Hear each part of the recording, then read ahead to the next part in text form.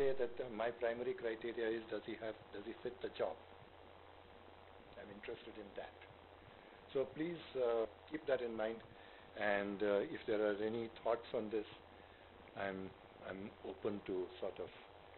Please feel free to interrupt. Okay, just put your hand up, or just say. You don't even have to put your hand up. It's not a class. You can just say what you want, and I will react if I can. Look at that. I can get something you said, because everything is available for innovators. What do people like me who cannot innovate, would just like to continue with what the kind of unit that... Run it more efficiently. Run it more efficiently. Product, ensure that the product meets...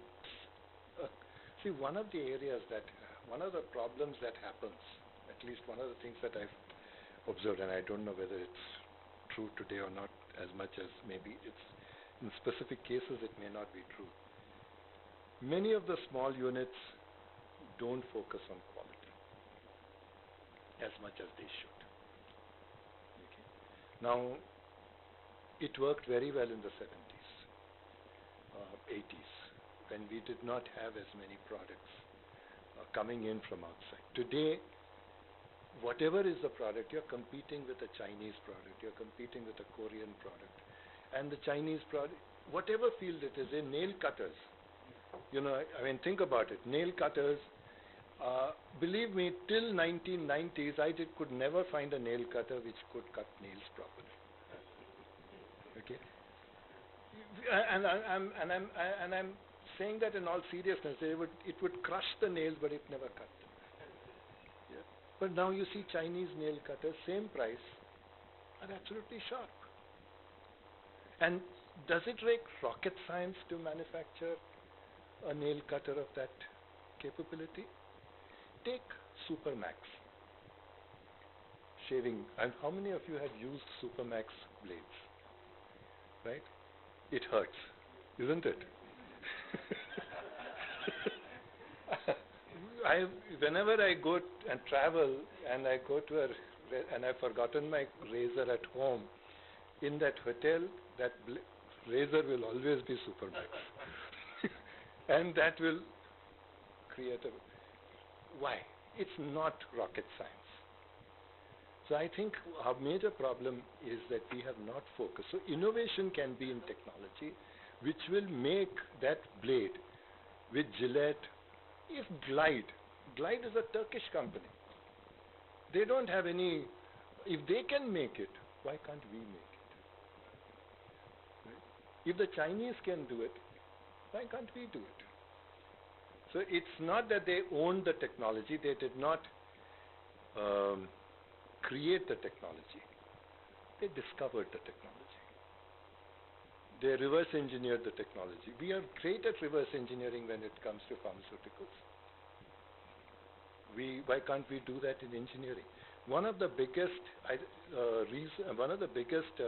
think, questions we need to ask ourselves as a country is, how come we don't make scissors, nail cutters, at the lower end of the manufacturing, alarm clocks? Ajanta Clocks transfers its factory from Gujarat to China. Okay? Why? We need to ask ourselves that. Kiri Dice buys a factory in Germany, transfers its factory from Gujarat, which is the most friendly manufacturing state in the country, transfers both its plants, one from Germany, one from Gujarat, to China. Sets up an office in Singapore to run the Chinese unit and sells its chemicals in India.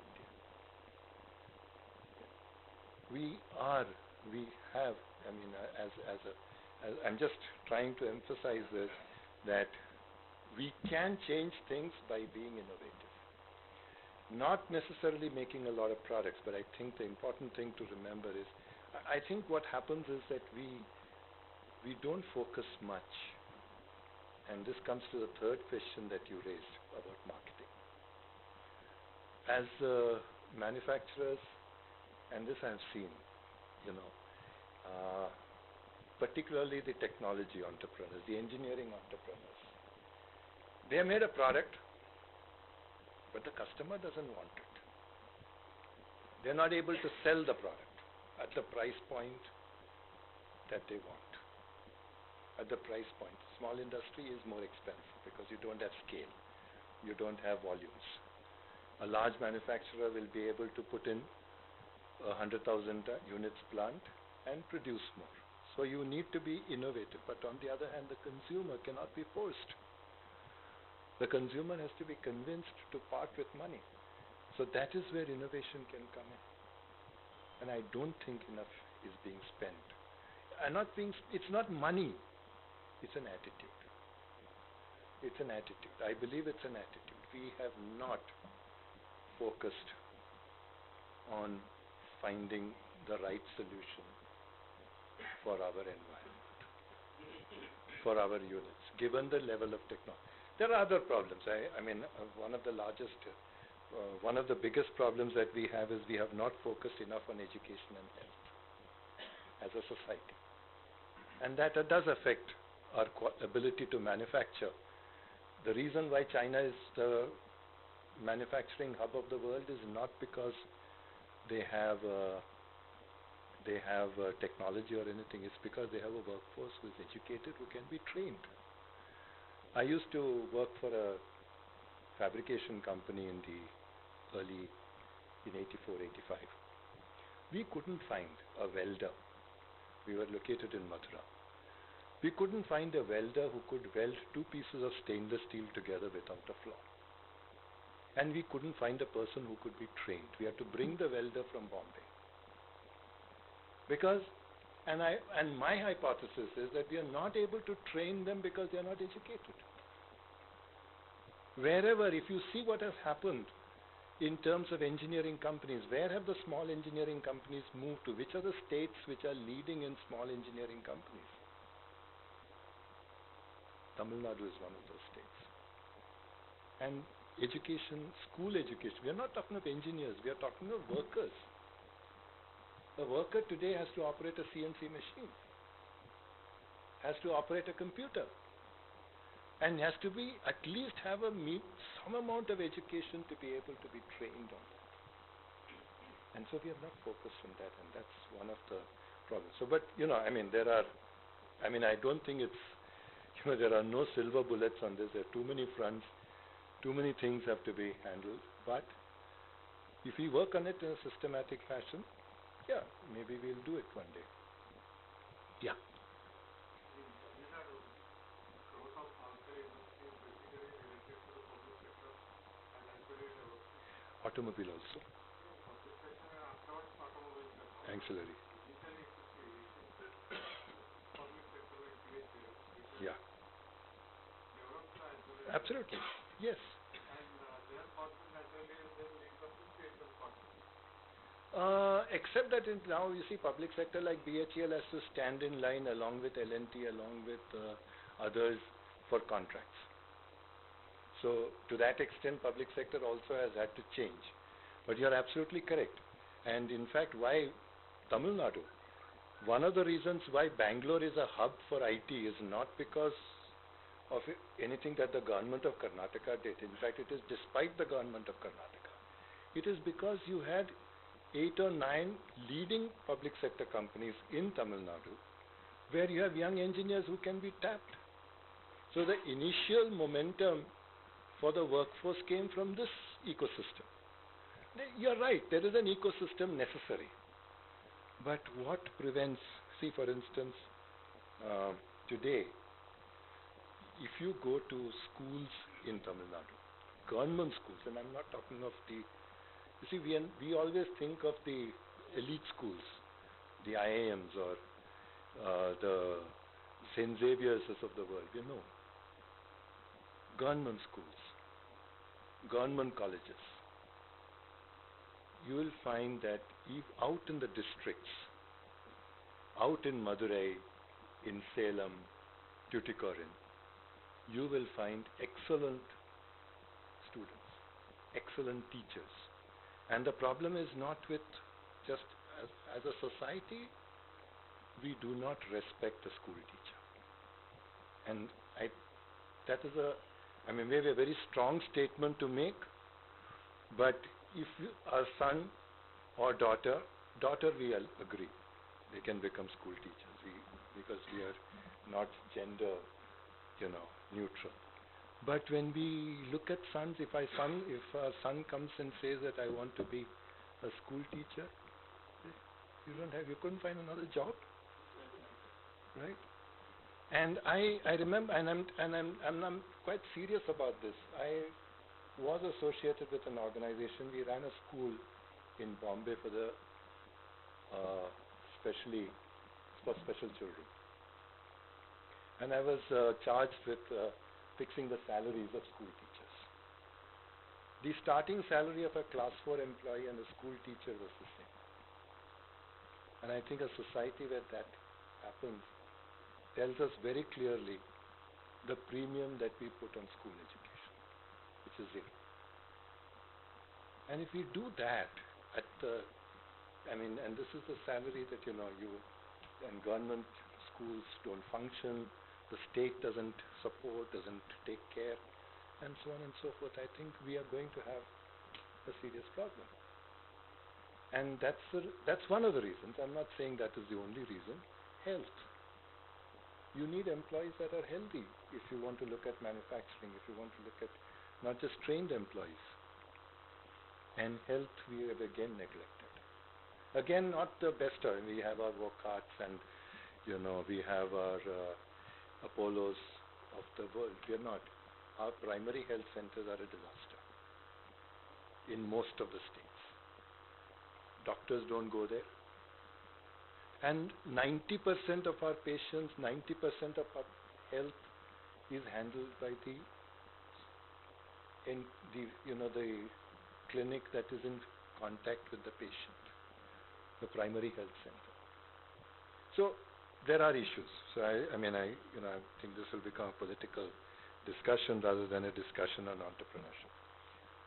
So I think that is something, but why I talked about Tamil Nadu is because Tamil Nadu was one of the states, in fact the only state, and that's one of the reasons I believe that we might have to look at administrative restructuring. Because in Tamil Nadu, the British laid down an administrative system which stretched down to the taluk. In no other presidency, in the Madras presidency, they did that. But in no other presidency did they do it. In all others, when they moved to Calcutta, when they moved to Delhi, they worked only from the state capitals. So the government machinery is weak when it comes to the bloc in most states. And that needs to be strengthened in some form and fashion. I don't know how. I'm not an expert, but that has bearing on getting workers who are trained, educated, and so on. Let's talk about marketing. And I was starting to talk about marketing when I don't know whether it's true, and maybe you can react to that and tell me that I'm wrong. I'm very happy to be corrected. One of the biggest problems in the small sector in marketing is because we are not willing to go out. We are not willing to go out to the market. Most technical entrepreneurs will develop better and better products without realizing or recognizing what the market wants. And that connect with the market is very, very important. And it is the responsibility of the founder to go to the market, to go and talk continuously to customers and see what they want. There is no other way of it. And so that's the only solution to that. You can't delegate it to anybody else. The major connect that people need to have is with the customer. We are not customer-centric. We are not customer-oriented, unfortunately. Partly because many of our manufacturing units are set up by engineers, technical people who are looking at creating a more sophisticated product. That is one part of it. The other part of it is that we are not trained that way. So there is no other solution to it. I always think of a startup as a hypothesis seeking a validation. You have a product, you need to go out and see whether you can convince somebody to pay deep into his pocket, dig deep into his pocket and pay you for it. And it shouldn't be your friend or your relative who's helping you out. It has to be an arm's length customer. It's the same logic everywhere. Whether you are Airbus manufacturing 380 or whether you are a small manufacturer manufacturing a toy. Unless you can convince, you can pull at the heartstrings of the little child's mother and induce that little child to convince the mother to buy the toy, or whether you are an airline nudged into buying Airbus 380, the logic is the same. Somebody has to go put his hands into the pocket, fish out money and pay for the product. And that test as to what exactly is required. So there are two, I always think about it as two hypotheses that you have to validate.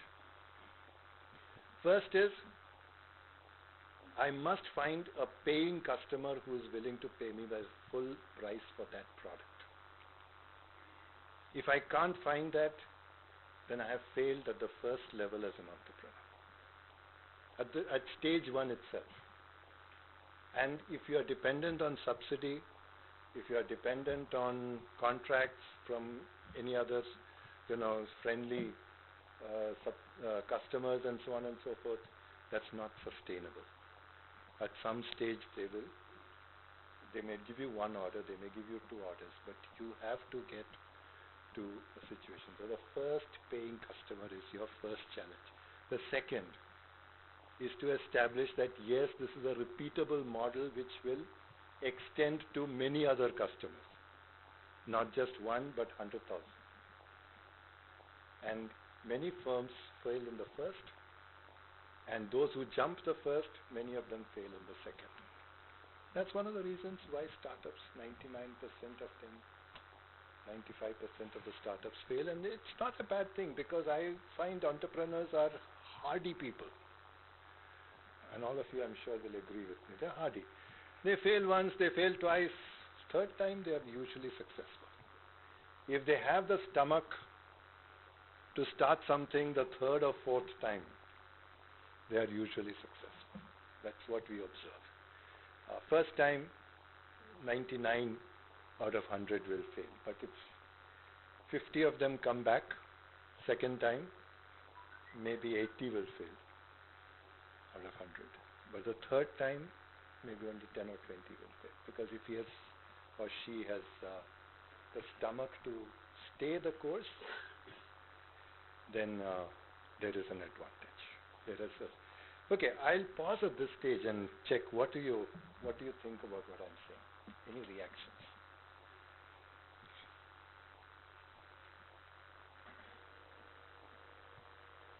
Otherwise, I'll continue to bore you. Okay.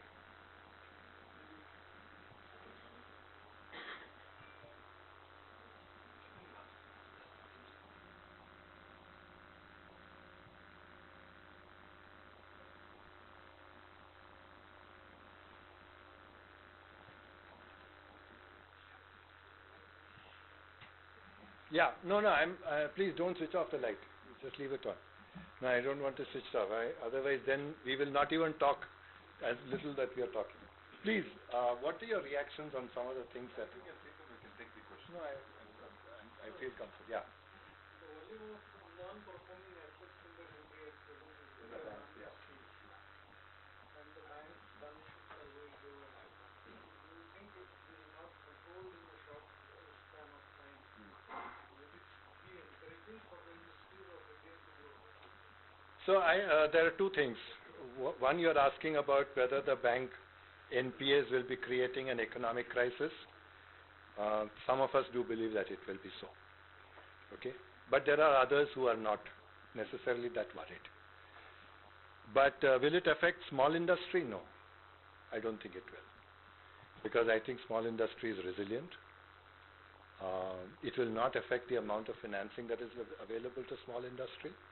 Because if small industry is viable, then it will be viable. Believe it or not, I mean, though I don't have data to prove it, most of the NPAs are not from small industry. They are from large industry. Okay. So in that sense, I don't think any discerning banker will turn away a viable small unit. The reason why, yeah, sorry, you want? Most of the shaming which is happening today in the media is only to the small. Unfortunately. To the small scale. Yeah, because you're right. You're right. I mean, that is true because we always think that the small unit is the one who is, defaulting. Yes. So we are hopeful that it will not affect the small scale industry because very existence of the banks and the lending mechanism but Yes, but with State Bank of India, I think having 7-8% NPS, nobody is going to allow the State Bank of India to go under. Government cannot afford to do that. If US government can bail out AIG and Citibank and others, I'm sure the Indian government will bail out SBI. They have to. Yeah. Yeah. So I that personally I don't think, but there are mixed signals on this, and the thing is that the biggest worry that I think, and I'm just opening it, please, I don't know what your views are on this. I think we will have difficulty reaching our growth targets for the next 1 to 1.5 years. Easily. I don't see any silver lining in the clouds. I'm pessimistic about this. I don't see, because the thing is that I think, for instance, small things are holding it up. But it's a lot of small things in a lot of different areas. And that is one. Secondly, the global cues are not very encouraging. And to a certain extent, we have lost an opportunity and we also have a crisis, in the sense that the price of oil being so low was a huge opportunity. We have lost that. For a whole year, we have stagnated without the price of, when the price of oil was low. Yes, I think that has helped the public sector oil companies recover their losses, because the price of oil has not come down. So it obviously must have recovered their subsidies that they had provided earlier. But the price of oil being low is a crisis for the global economy, because oil producing companies were one of the largest investors and they are slowing down. So that is going to be a crisis. And all the oil companies, I was reading the report last week, I think 2-3 days back, all the oil companies have posted losses, and losses running into billions of dollars, some of them. So that's an opportunity, that's something that is worrying. But I don't think that will affect small industry as such. I mean, on the contrary, if that happens, if those things happen, manufacturing becomes more local, services become more local. So there's always an opportunity. I mean, I don't see small industry getting affected. Yeah. For protecting tankers, you need to protect their. Absolutely. Absolutely. Unfortunately, what is happening in India, from all platforms, we speak very loudly about the industries, but at no platform we speak about the sustainable agricultural development. Because all your supplies are from agriculture, or your consumption is from agriculture, Very true. and at no place we talk about agriculture. So how we can save the tiger if we don't save the deers in the forest? Absolutely. And I am hopeful because I think there is some signals that budget this year, the investment in agriculture may be higher than in the past. We have been neglecting agriculture. I remember my professor in economics, Dr. Rangarajan, used to mentioned in 79, I remember in his class, that a 1% growth in agriculture actually results in more than 1% growth in industry and the economy. And that's absolutely true because agriculture is 60% of our population. And if their purchasing power improves, industry will be the one to benefit. So there's no doubt about it. And we have neglected our agriculture.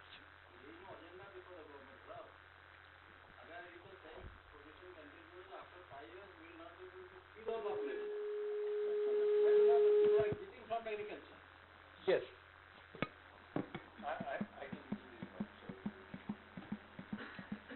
So yeah, you're right. And I think agro industries and food processing industries hopefully will be a sector that will see some will see some growth despite government, because it's good to be an entrepreneur in food processing. I see a lot of corporate agriculture, not corporate, but entrepreneurs in agriculture, in supply chain particularly. People who are buying fruits and exporting it. I was just mentioning about a couple of students of mine who are now buying ginger and processing it, cleaning it, packing it and exporting it and making it available in various parts of the country.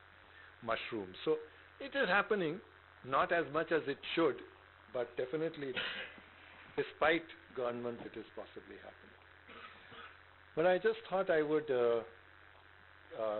I'm very open to any other questions that Sir, how about this Mudra Bank? There's so much of hype about Mudra Bank. Yeah. But what is your take on that? Because I went to a few rural banks and inquired with them, both in Madhya Pradesh and in Maharashtra, in Vidarbha. And I find that it is more of only in the paper. I mean, it's not there in the grassroots. I think it is early days, but I did that survey very recently. Yeah. And most of the bankers, they say we don't want to take risk. I mean, in private, they confided. Yeah. So I think if you're looking at the new bank licenses that have been given, and the two bank licenses, regular bank licenses, one has been given to Bandhan and one has been given to IDFC. Are two at completely different sectors altogether. Bandhan essentially has a very large portfolio of small borrowers through the SHG group, through microfinance. IDFC is into infrastructure. So you have two extreme relations. But you also have 8 or 10 payment banks that have been licensed. My sense, you see, I don't know. One, banks are heavy fixed assets, fixed cost businesses. So whether they will be able to sustain or not, or survive or not, I'm sure somebody must have done the analysis. I hope somebody has done the analysis. It should work. But I see a lot of innovation possible there. I'm not saying it is happening, but it is possible. Today, much of Africa doesn't need banks because companies like Airtel and Vodafone are providing those banking services. It's interesting, but I remember visiting Tanzania and I found that this person who was driving us, every now and then he would say, I'll come back in 10-15 minutes, I'm going to Airtel to send money to my wife. Right? Basically, they are using Airtel money. They are using Vodafone money, M-Pesa. These are the kind of services. Now, what is happening is that and I see some things happening like this, like Reliance Jio has got the license for a payment bank. And SBI has got into an agreement with Reliance Jio. So there is a possibility that this move might actually bring in the financial